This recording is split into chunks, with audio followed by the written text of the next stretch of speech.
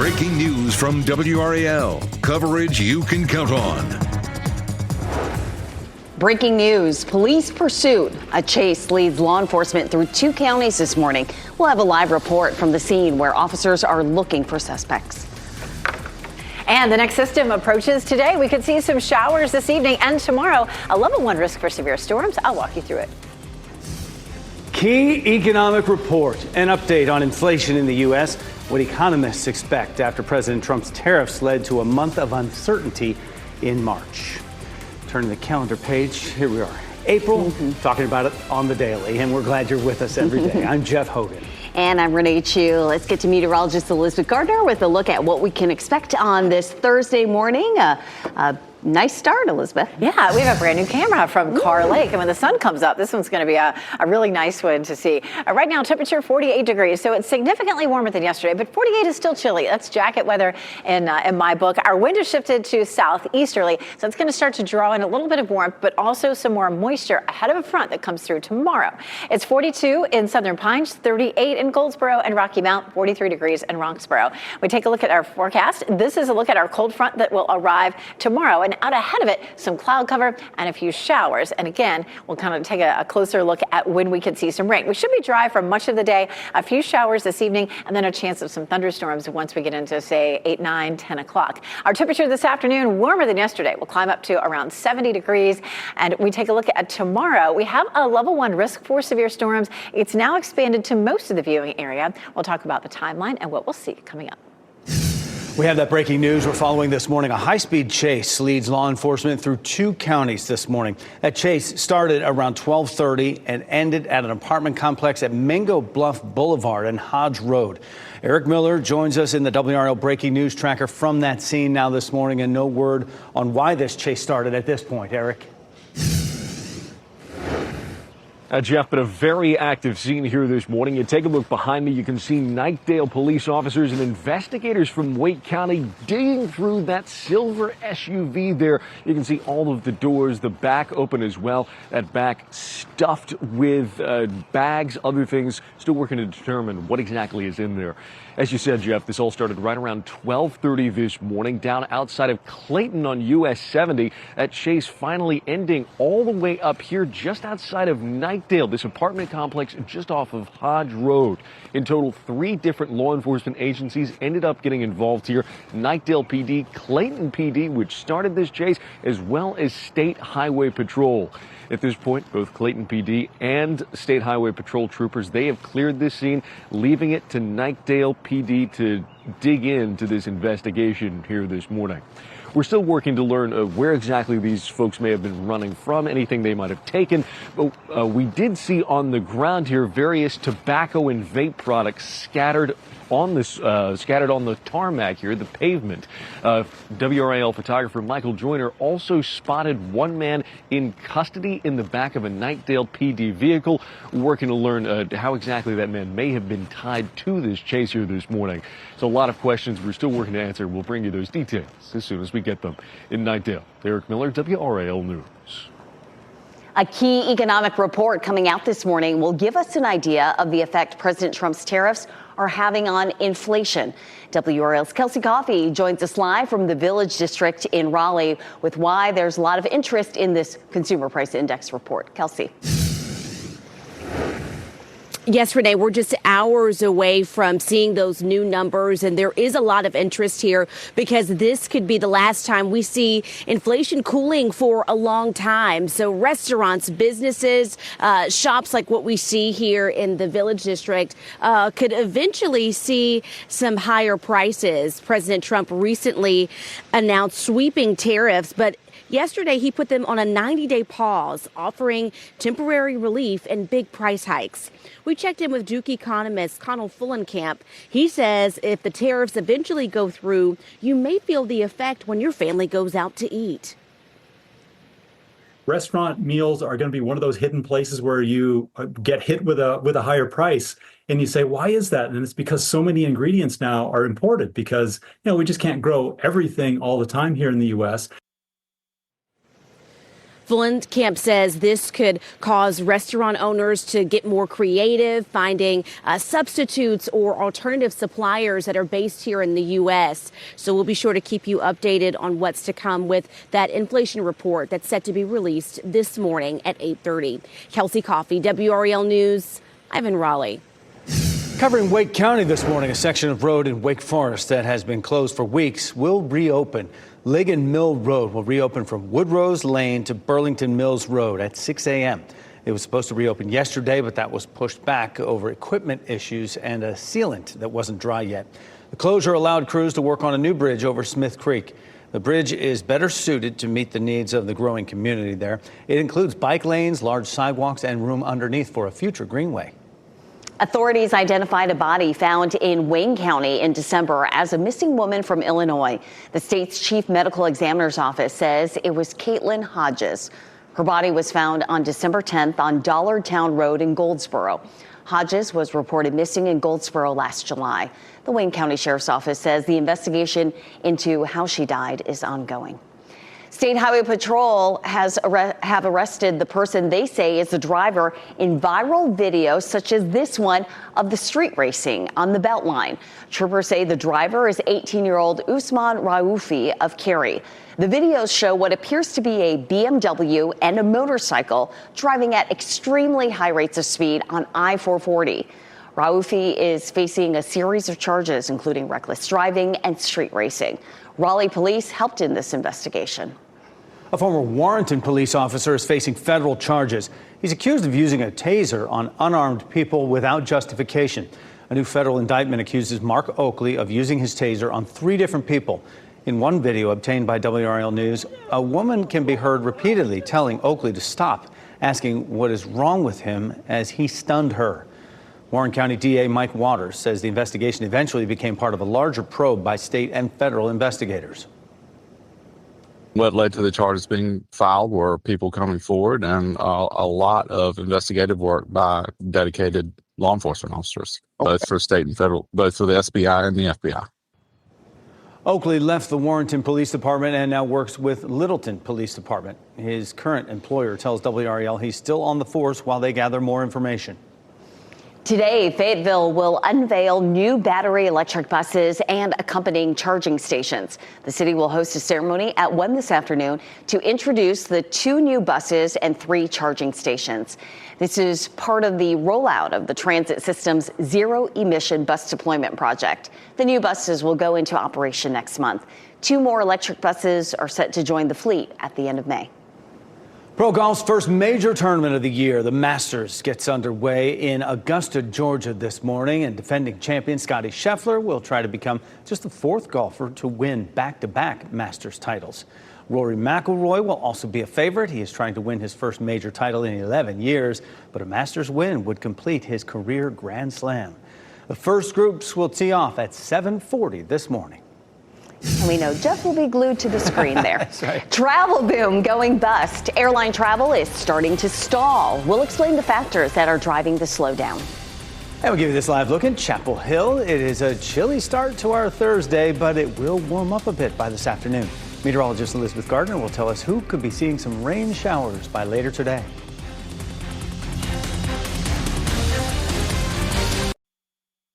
From the WRAL Severe Weather Center, North Carolina's most experienced team of meteorologists.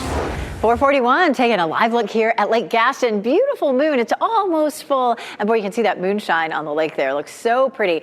We do have mostly clear skies. There are a few clouds out there, so we do have the top of the tower lit in blue for mostly clear skies. Our temperatures are not as cold as yesterday, but a few spots in the 30s. Rocky Mount at Wilson at 38, 43 Roxborough, 42 in Fayetteville, 48 degrees right now in Durham. Walking the dog this morning, you know, it's still chilly out there. I would be happier in a jacket if it were me. At lunchtime, 62. So not a bad lunch hour to spend outside. That's about what our high was yesterday. We'll climb up to around 70 degrees. But of course, we are also looking at the potential for some rain. We're going to go over the timeline for that and talk about our severe threat for Friday coming up.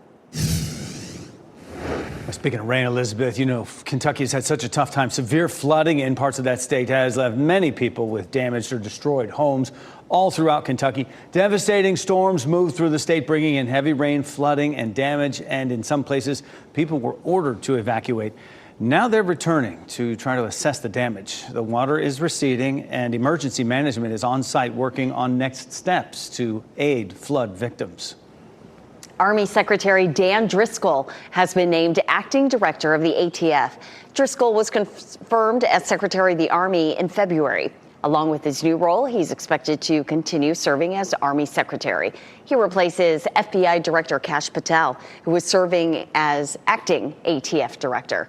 In recent weeks, Patel made waves with plans to move up to 1,000 ATF agents to the FBI. The plan was shelved amid backlash. A justice official says the change at the ATF has nothing to do with Patel's job performance. The Department of Homeland Security says it'll start screening the social media status of immigrants looking for anti-Semitism before determining their overall status. U.S. Citizenship and Immigration Services officials will consider anti-Semitic content a negative factor when determining their status or whether to grant a visa. It comes after the State Department ordered all U.S. embassies and consulates to screen the social media activity of certain student visa applicants to see if they indicate support for terrorist organizations. The travel industry has gone from predicting a record-breaking 2025 to warning of a big slowdown. The number of foreign visitors to the U.S. is declining. If foreigners stay away, economists say it could cost U.S. airlines, hotels, rental car companies, and resorts billions of dollars. Meanwhile, for people planning a summer vacation, Going.com reports domestic and international travelers could see deep discounts. President Donald Trump signed executive orders aimed at two federal officials who criticized him during his first term. The executive orders target former Cybersecurity and Infrastructure Security Agency Director Chris Krebs and former Department of Homeland Security official Miles Taylor. The president's action strips them of any security clearance they may still hold. Trump has also ordered the Justice Department to investigate both former officials. The wife of Weezer bassist Scott Schreiner has been arrested on suspicion of attempted murder after she was shot by LA police. Police say this happened yesterday as officers were trying to track down a suspect of an unrelated hit and run. That's when officers say Jillian Schreiner was seen in her front yard next door, armed with a gun. Police say Schreiner pointed the weapon at the officers, and that's when the officers opened fire, shooting Schreiner in the shoulder. She was taken into custody and was taken to the hospital for treatment. Her bail is set at $1 million. Wake County has set a new launch date for its property fraud alert system. The Register of Deeds announced the system goes live April 21st. It doesn't prevent fraud, but it will alert property owners if a document is recorded in their name. If you want these alerts, you need to subscribe to the new system, even if you signed up to receive fraud alerts in the past. The Register of Deeds says this change has been in the works since at least 2020. Today, the disinfection process for water systems across the Triangle comes to an end. Utilities are required by law to go through this process each year. They go from using ammonia and chlorine to disinfect their systems to just chlorine. This year's process started in February. It is 4:46, and it's a mild start out there. Meteorologist Elizabeth Gardner in the WRAL Severe Weather Center. Today we could see 70, but with that, we could see some rain later. We could. So our next weather makers, a warm front comes through, so that is going to bump up our temperatures. We were in the low 60s yesterday. We could be closer to 70 this afternoon. But of course, following the warm front comes a cold front, and ahead of the cold front, we could see some rain and thunderstorms late this afternoon into this evening and overnight. And then the potential with the cold front is that we'll see some severe storms possibly for tomorrow. And we'll take a look at where all of this is right now. Warm front moving up across West Virginia. That's going to open the door to more of a southerly flow today, bringing us some warmer temperatures, but also more cloud cover. And then eventually this cold front swings through tomorrow, and that will bring us some scattered thunderstorms. And some of those could produce some hail and some strong gusty winds. Let's jump out ahead to around lunchtime. We'll see more clouds thickening up after that. Notice at 5 o'clock could be an isolated shower that pops up, but between say 6 and 8 o'clock, we'll see this line line of thunderstorms coming through. I wouldn't expect that necessarily to be severe, but certainly it looks like it could have some strong winds associated with it. And then once we get past midnight, we see some waves of rain moving through. Some of that rain could be with us early tomorrow morning, so we'll be watching out for that. And then the cold front itself will come through much later in the evening. There's 6 p.m. and then once we get past, say, 6 or 7, that cold front should move on by, and that should be the end of the rain. We may see a few sprinkles on Saturday as all of this pulls away. So for tomorrow, we do have a level 1 risk for severe storms for most of the viewing area. We have a beautiful start this morning, Lake Gaston with that gorgeous full moon there. And we're seeing a mix of sun and clouds this morning. It's 48 degrees, which is definitely warmer than it was yesterday. Some 30s out there, 38 Rocky Mount, 38 in Goldsboro, but 48 in Raleigh, 44 in Wake Forest, and 46 degrees right now in Cary. Our temperatures this morning, anywhere from about the same to as much as 9 degrees warmer than yesterday. Beautiful sunrise from Paula Holmes and Garner. Isn't that pretty? We should have a pretty sunrise this morning, too. Go to WRAL.com/report it and send us what's happening out in your backyard. 70 in Raleigh today, 68 in Durham, and 74 in Fayetteville. So definitely a warmer day than we saw yesterday. Tomorrow, a little cooler with the storms. Saturday's pretty chilly at 59, but we do have a very warm Monday in our forecast with a high of 82. Round we go. It's April. All right, Elizabeth, thanks. Preserved forever. Some of your favorite songs may have made the 2025 National Recording Registry list. We'll break it down and tell you how you can vote on next year's inductees. And butter bacteria. A recall alert to tell you about this morning. The dates you need to be on the lookout for if you have Cabot butter in your fridge.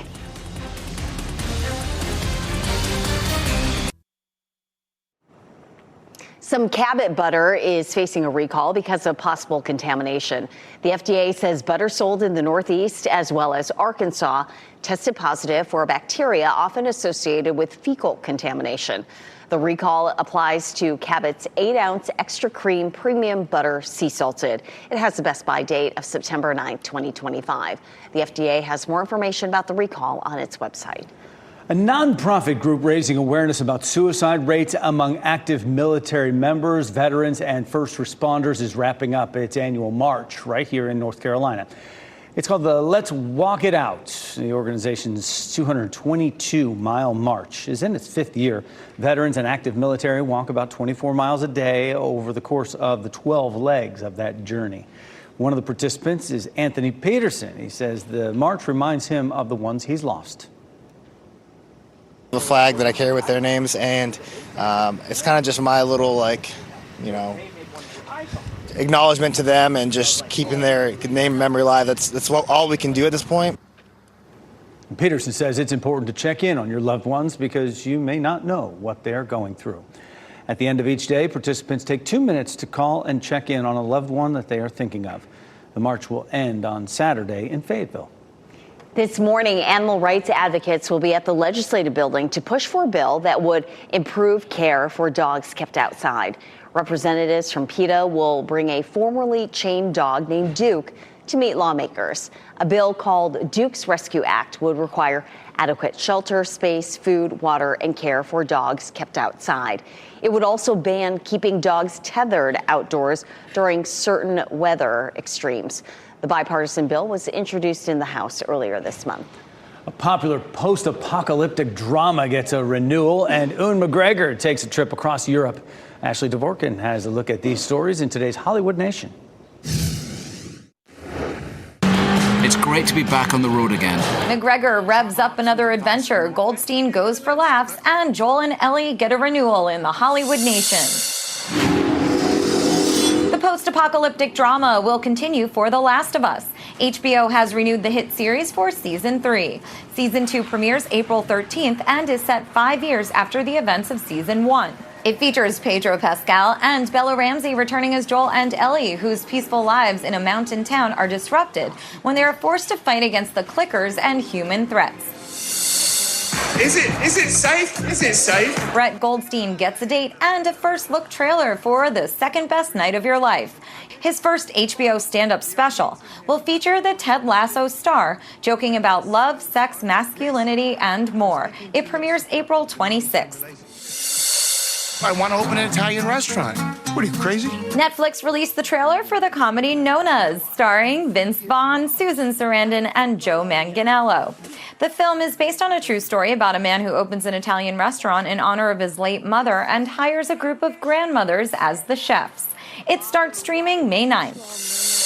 This time, Europe is our playground. Ewan McGregor and his travel buddy Charlie Boorman are back on the road for another motorbike adventure. Apple TV Plus released the trailer for the new season of Long Way Home. It follows the duo on an epic trek across Europe, kicking off from McGregor's home in Scotland to Boorman's in England. The show returns May 9th.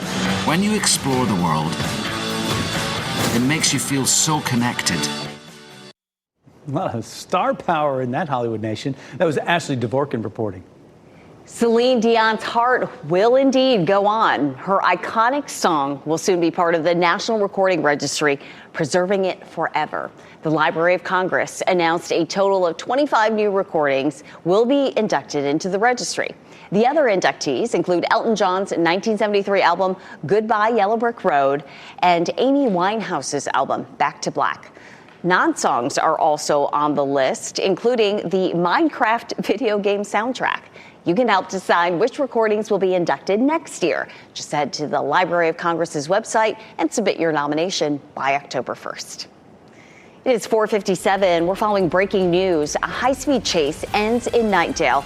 We'll tell you where this all started just after midnight. Stocks rebound big. The market surging after several days in the red. Why economists say the U.S. isn't quite in the clear just yet when it comes to recession talk. Shutting down rumors. Former First Lady Michelle Obama says she and the former president are not getting divorced. Her message for the tabloids.